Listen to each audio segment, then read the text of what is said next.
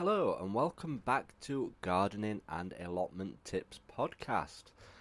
And yes, we are getting into winter now, and this is our second podcast channel. Our main podcast channel is called Gardening with Ben. So if you've not listened to that podcast channel before, make sure you go and have a listen to it. There is a link in the description. But this is our second one where the short, sweet little episodes just talking about one specific gardening topic altogether. Whereas my other podcast, we're talking about our day-to-day goings on down at the allotment garden. So what are we talking about today? Well, we're obviously in autumn now here in the UK, and we're heading towards winter. Yes, it won't be long until we get to winter, which is the cold season. And that means sorting out our fruit trees ready for next year. Yes, we need to start thinking about that fruit next year. You might just be harvesting all your fruit at the moment. I've just been harvesting all my apples and all my pears, and wow, they are absolutely delicious. And one thing I've done with my fruit trees regularly is kept them pruned because they are on an allotment site and we're not meant to let them grow too tall. So I like to keep them to a decent size, and I've managed to do that over the last few years. I've kept them to a height where I can actually grab them from the tree rather than get on ladders to get to them or shake the branches.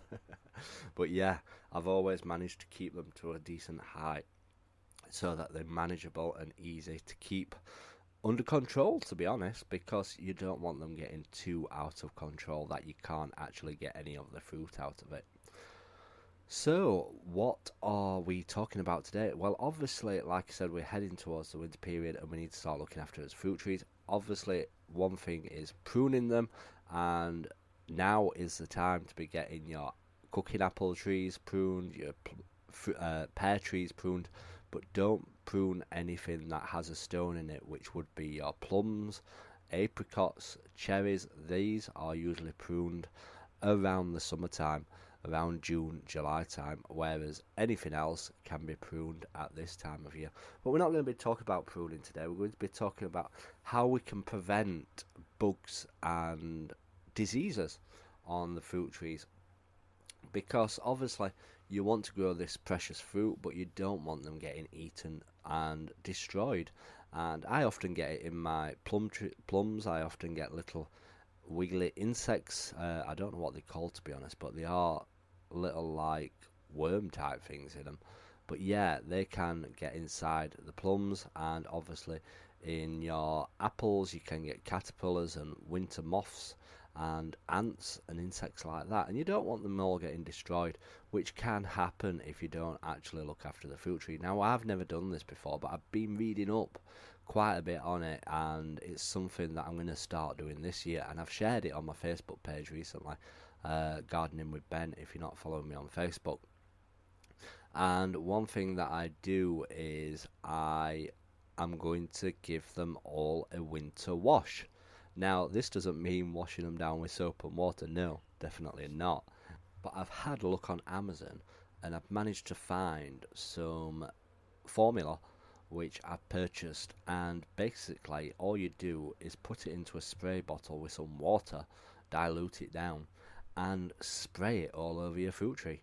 And obviously the time to do it is when all the leaves have dropped, because if the leaves are on, you won't get to spray them, be able to spray all the branches and stuff. And the reason why we give these the winter wash is to protect it from caterpillars, winter moths, any beetles. They like to hibernate in the fruit trees, in the nuts and crannies of the fruit trees, and this will stop it from them actually happening. So, and also it stops them from laying all the eggs inside it. So obviously come springtime they'd all hatch, and then they'd be crawling all around the fruit trees. So this is the perfect method to stop it.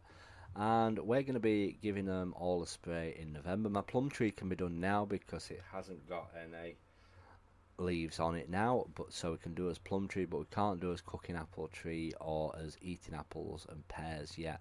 We've got to wait for the leaves to drop on them, which will be next month, fingers crossed, or beginning of December when it is absolutely cold down there. And we're going to be getting all that done. And the other thing that I purchased for my fruit trees is a grease-proof band. Now, all it is just some green tape, what you put around the trunk of the tree. Now, this stops anything from crawling up it, and I'm going to leave these on all year, to be honest. It's worth off having them on all year. Obviously, they'll need replacing over the time and as the grease wears off it. But yeah, I'm going to be getting them on. I can do that anytime now. I can do it now, actually. That is something that I can do now to stop anything from crawling up it. And we'll be going around doing all them. And then obviously it'll be keeping an eye on them and making sure that they're still working and that they are still grease proof. And in this pack that I bought, it's like 12 meters of this grease proof tape, so I can keep replacing it over the years. And it's a case, it won't use much up just to do round the trunk of the tree, because they're not big trunks, my fruit trees. They're only thin to start off with, so we can get them all strapped up and done. And I plan on filming this so that everybody can see exactly what I've done. And I have shared links to these products on my Facebook page, like I said, Gardening with Ben, if you've not checked that out, so that if you're wanting to do the same, you can do it. And these will prevent, obviously, the ants from crawling up or the beetles crawling up. It stops the caterpillars from coming up them, because the caterpillars will go in there and they'll nest and they'll create winter moths, and the moths will go inside the apples and stuff like that. So it stops all that. So that is one thing that I am planning on doing over the... I'll possibly actually get it done this weekend. The quicker I get this tape on, the better, really, because that'll stop anything from crawling up it before the cold does come, because they'll start crawling up looking for hibernation during these cold times, because the temperature has dropped a lot. It is getting a lot cooler on the allotment, and obviously I want to look after my apple trees and my plum trees, because they produce so much fruit. I've had absolutely loads and loads of eating apples this year. I can't believe how many I've actually had, and the apple tree's only probably been in about 4 or 5 years. It's produced so much fruit, but my plum tree won't produce any fruit next year, I'm not thinking, because I have given it a massive prune for the year to come.